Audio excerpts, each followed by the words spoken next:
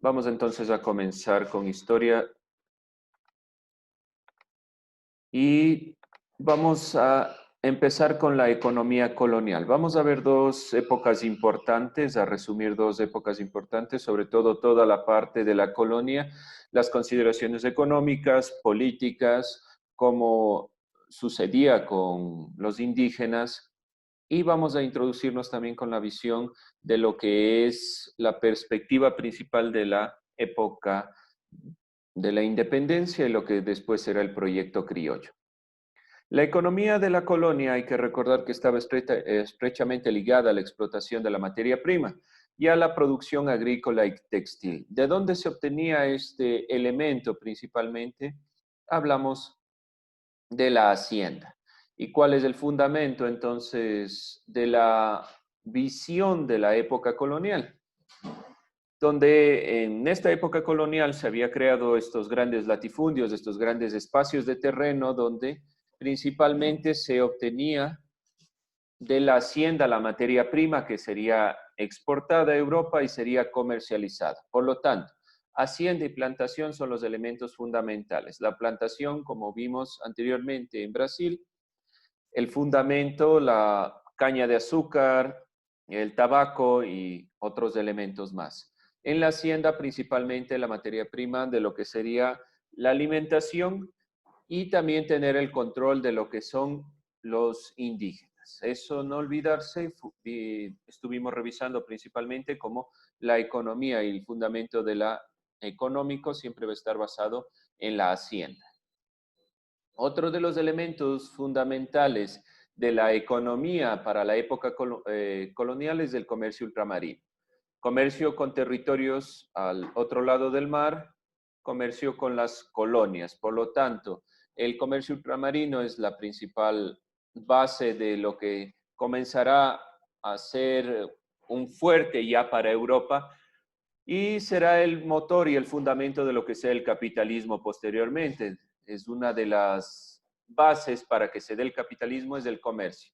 Y el comercio ultramarino, que es este comercio principalmente basado en su flota marítima, principalmente española y portuguesa, será la que por medio de sus colonias lleve todos los elementos para ser convertidos en Europa. No nos olvidemos del triángulo comercial, que ya lo revisaremos rápidamente dentro de esta clase mismo, pero recordar que el comercio es uno de los fundamentos. Dos elementos entonces importantes.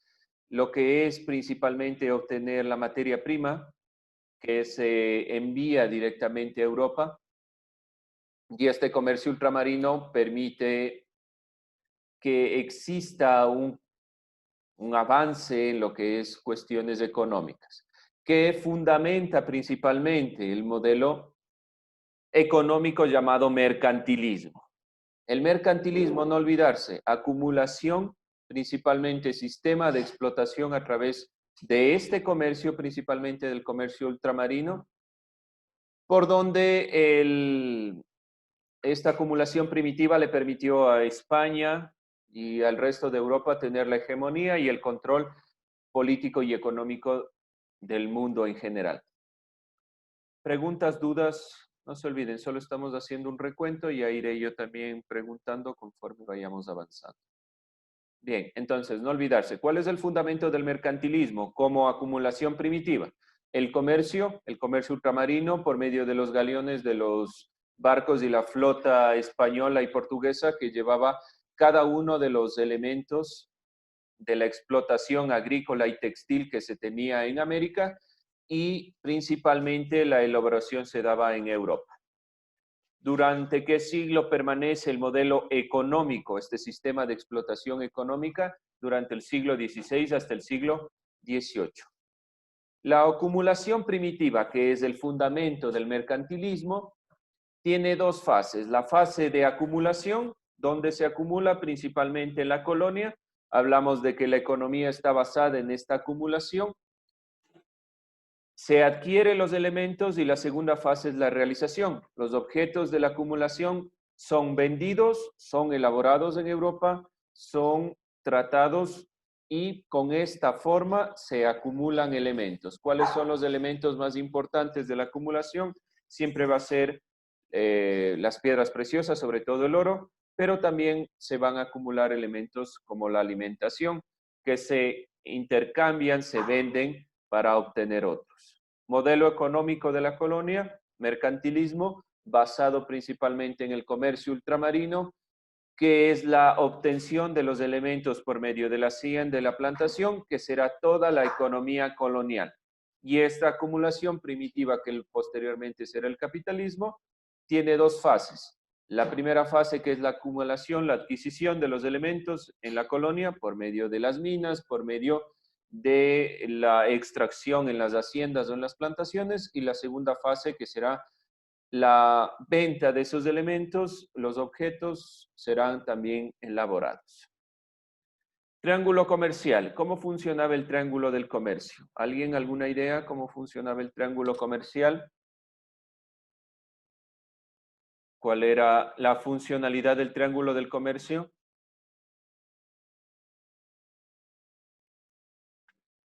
Marcelo, ¿alguna idea? ¿Cómo funcionaba este triángulo comercial? Eh, Se llevaban de América a Europa, creo, el algodón, azúcar y tabaco. Eh, Luego construían armas, iban a África a recoger esclavos y eso, Ya, y regresaban luego a América, ya, muy algo bien. así. Sí, sí, sí, lo que dijo. Se obtienen los elementos, materias primas. ¿Qué decimos materia prima principalmente? Todo lo que se obtenga de la hacienda y de la plantación. Las plantaciones, donde principalmente trabajaban los esclavos afrodescendientes, en las plantaciones de algodón, tabaco y la de azúcar. Estos elementos se llevaban a Europa, se los procesaba, se obtenían tejidos y armamento para volver a cazar esclavos de una forma violenta. Y este triángulo comercial, ¿qué significa de fondo? Que todo el modelo mercantilista de la época colonial, todo su ingreso económico, todo su ingreso económico de la época colonial de los países poderosos, se basaba solo en la colonia. El momento que se genera una ruptura con la colonia, dejan de tener ingresos de estos países. Por lo tanto, España y Portugal, que se basaban toda su economía en sus colonias, el momento que dejan de tener un ingreso a partir de la colonia, cae la hegemonía y deja de existir el poderío español y portugués. Este triángulo comercial también significa que la mano de obra, más allá de los indígenas en la hacienda, el fuerte de la mano de obra para la producción, sobre todo de estos elementos que se puede observar en la imagen, era a través de los esclavos. La liberación de los esclavos y la liberación de los indígenas será una de las pautas para que se destruya todo el modelo basado en la colonia. Previo a eso, la guerra de sucesión en España, no hay que olvidarnos que esta guerra de sucesión se dio el momento que Carlos II no tenía un sucesor, no había un sucesor para que suba al trono español, que son uno de los principios que degenerarán en lo que serán las luchas indígenas y las revueltas indígenas en América. Hay que recordar principalmente que la guerra de sucesión en España nombra a un francés para que suba al trono, que será luego posteriormente la dinastía de los Borbones, y se genera una lucha en Europa en general por tener la hegemonía y control del poderío económico de la época. Se llega en 1713 al Tratado de Austerlitz, donde principalmente se nombra que Felipe V se reconoce como rey de España, pero no debe tener la corona francesa, no debe existir una unificación entre Francia y España, y los Países Bajos, hablemos principalmente de lo que es Holanda, y la inmersión de Inglaterra, tendrán el control de ciertos pasos, de ciertos de cierto mercado para la conformación de lo que será ya el poderío de lo que vendrá después con el poderío inglés y diferentes consideraciones de lo que es Europa. Es importante recordar estas consideraciones de 1713 porque serán el comienzo de las sublevaciones indígenas en América y será la caída de este modelo. El modelo económico de la colonia, que va desde el siglo XVI hasta el siglo XVIII, fundamentado principalmente en la extracción de la materia prima y la acumulación de la misma desde América, desde la colonia, se rompe con la Guerra de Sucesión, el momento que España ya no tiene la hegemonía del poderío económico, hay una inmersión de otros países, como es Inglaterra, hay una división de países dentro de Europa, y las sublevaciones indígenas del siglo XVIII comienzan ya a generar las revueltas en América Latina. Para recordar uno de los elementos previo a la sublevación del siglo XVIII, no olvidarse de Cumandí, la sublevación de 1578 en la Amazonía por los Quijos contra el dominio español. Siempre hubieron levantamientos y perspectivas en contra de la visión española, pero primordialmente hay que recordar a los indígenas, sobre todo desde el siglo XVI en el Ecuador, o en el territorio que posteriormente será Ecuador, porque se han ido sublevando contra la visión de la perspectiva indígena. También hay que recordar que hubieron levantamientos afrodescendientes que también lucharon contra las perspectivas españolas, sobre todo en Esmeraldas.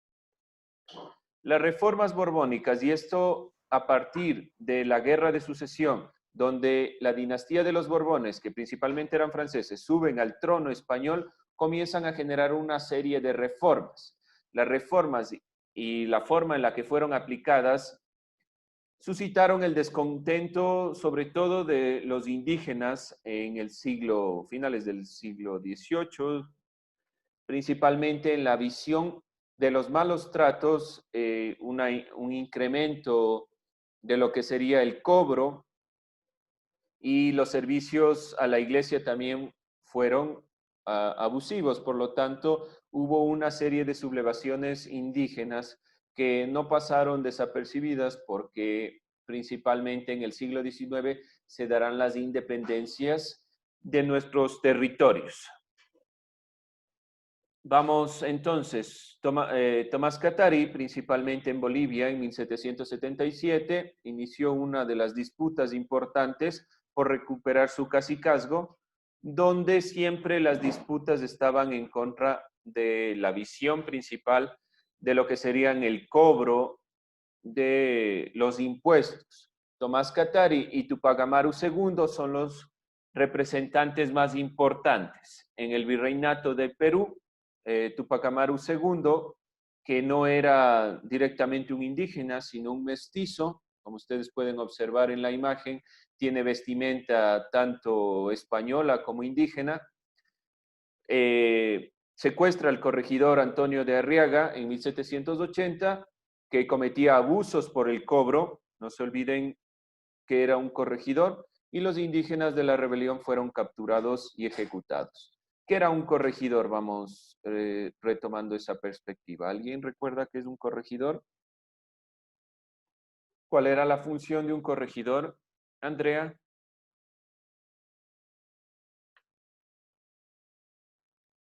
¿Qué decíamos que era un corregidor?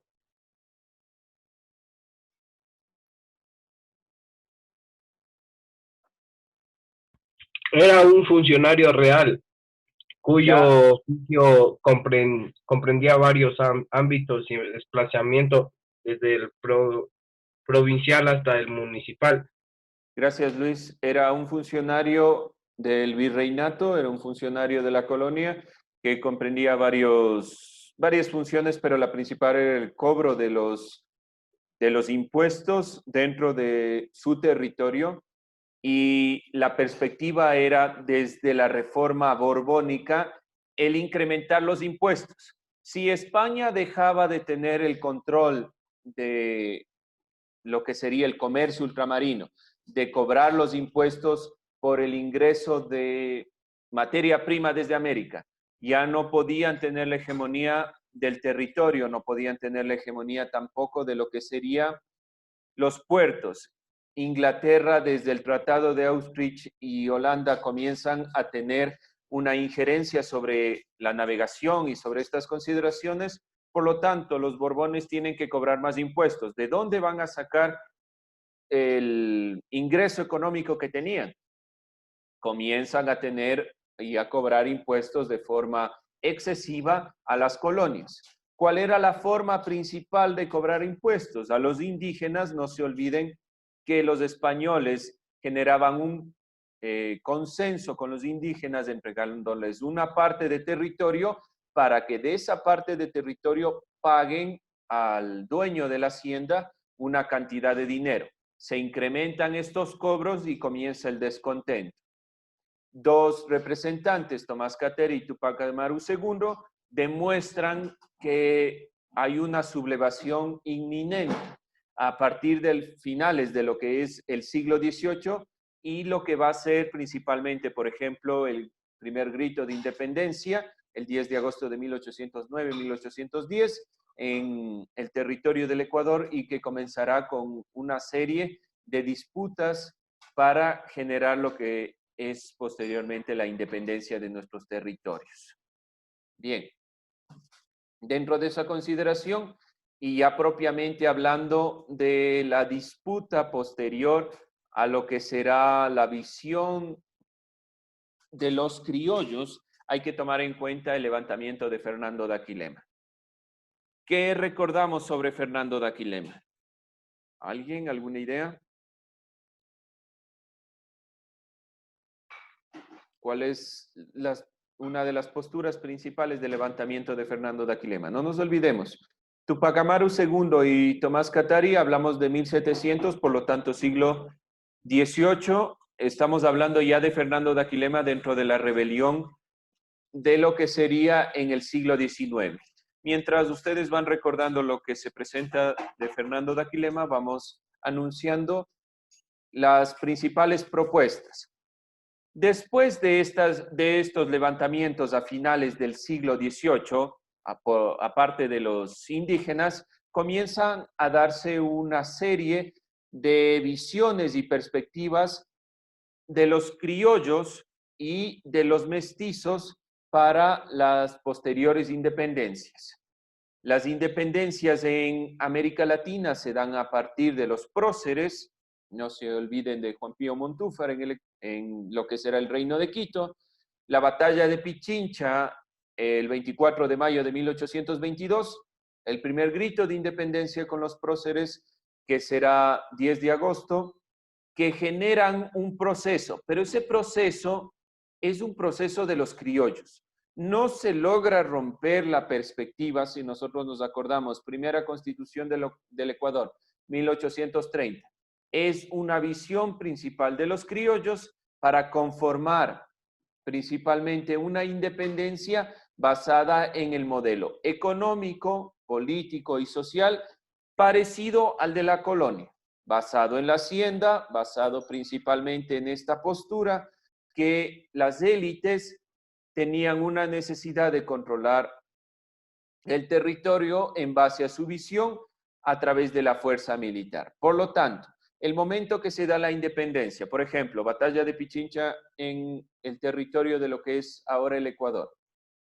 Esta batalla es una visión principal de lo que será la postura de un nuevo retomar lo que es la visión previa. ¿Dónde estamos hablando entonces? Fernando de Aquilema, los indígenas se levantan y generan una rebelión finales del siglo XIX porque sigue el modelo basado en la colonia.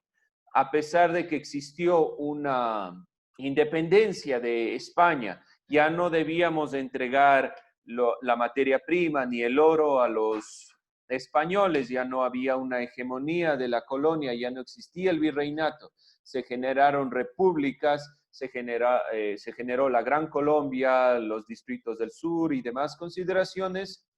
No se pudo generar una independencia en índoles económicos. seguíamos bajo el mismo modelo de la época colonial, la hacienda era el fundamento, por lo tanto, Fernando de Aquilema y los indígenas se levantan frente a esta perspectiva, ya que el modelo no ha cambiado. Y el proyecto de las constituciones a nivel de América Latina y principalmente en el Ecuador a partir de 1830 serán constituciones basadas principalmente en la visión de los criollos. A partir de esta época, de la conformación de la República del Ecuador, la Iglesia va a tomar parte fundamental de la injerencia directa frente al criterio de cómo se va a llevar el Estado. No se olviden, hasta la Revolución Liberal en el Ecuador y la Constitución de 1906, es decir, siglo XX, el Ecuador será un país netamente conservador, que retoma la postura y la visión de la época colonial, donde el fundamento principal está basado directamente en la hacienda. Los indígenas siguen siendo mano de obra, los afrodescendientes y los indígenas son la mano de obra para obtener la mercancía que los criollos van a seguir explotando. Por lo tanto, la Iglesia, fundamentada en esta perspectiva, va a seguir teniendo fuerza y hay una relación Estado-Iglesia, donde la Iglesia también tiene una cantidad de territorios que administra. No nos olvidemos también que dentro de la perspectiva, por ejemplo, del Valle del Chota, la Iglesia, sobre todo los jesuitas, tienen una injerencia directa y muchas de las haciendas que estaban a cargo de la Iglesia Católica van a seguir funcionando dentro de esa visión. No olvidarse tampoco que las constituciones estuvieron conformadas dentro de esta relación Iglesia-Estado. ¿Dónde se rompe esta perspectiva? Con la visión principal de lo que es la consideración liberal. Pero ¿dónde inicia el liberalismo? El liberalismo inicia en 1776 con la independencia de los Estados Unidos. En el Ecuador y América Latina el liberalismo no inicia sino después de finales del siglo XIX con la independencia de nuestros países, pero es una postura previa. La independencia de los Estados Unidos, 1776. ¿Qué pasaba en América Latina en 1776? Estamos hablando de las revueltas de los indígenas en América Latina. El momento que estamos en revueltas de los indígenas en América Latina y el control de los Borbones, comienza a darse la independencia de los Estados Unidos, el liberalismo con la revolución liberal principalmente de la Revolución Francesa de 1789, el periodo napoleónico de 1803 a 1815, que es una injerencia directa de la postura liberal, donde en América Latina, ¿qué está sucediendo? 1810, están dándose los primeros gritos de independencia y todavía no llegamos a estas posturas. Inglaterra y Holanda en esta época están teniendo el control del dominio y la hegemonía de la economía ultramarina, cuando Francia está comenzando a liberar a esas monarquías. Y finalmente la revolución de 1830. ¿Qué sucede en el Ecuador 1830? Se da la primera constitución del Ecuador cuando Francia se está dando la revolución francesa, la revolución liberal basada en el pueblo. La democracia como democracia del pueblo, el Ecuador, principalmente en 1830, está teniendo una primera constitución, pero una constitución conservadora, donde el pueblo no tiene mayor injerencia. Las perspectivas de la Revolución Francesa fueron una de las perspectivas para que países latinoamericanos comiencen a tener sus primeras repúblicas, pero no se plantearon como en Francia.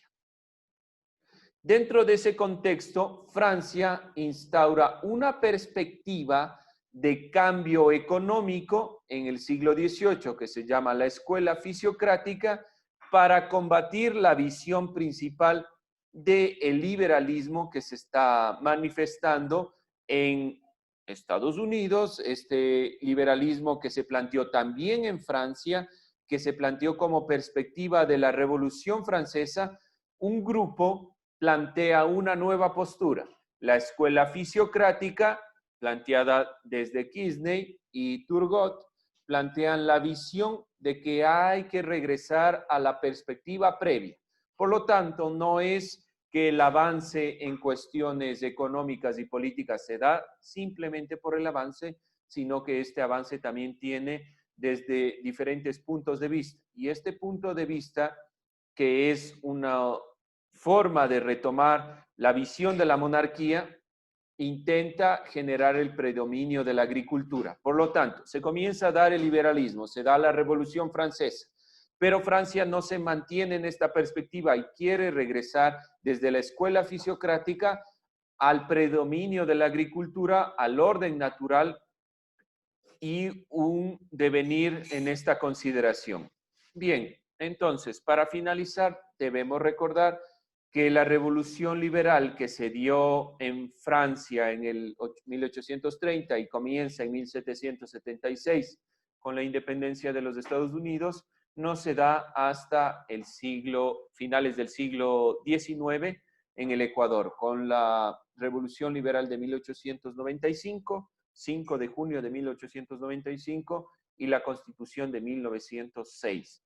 Eloy Alfaro, que es el incursor de la Revolución Liberal, generará cambios en las cuestiones económicas y políticas, pero principalmente esto se dará el momento en el que los países latinoamericanos se adhieran a una visión parecida a la de la Revolución Francesa. Bien, chicos, con eso acabamos. No olvidarse Revolución Rusa, que el próximo año ya veremos toda la consideración de la Revolución Rusa y la perspectiva de las revoluciones comunistas.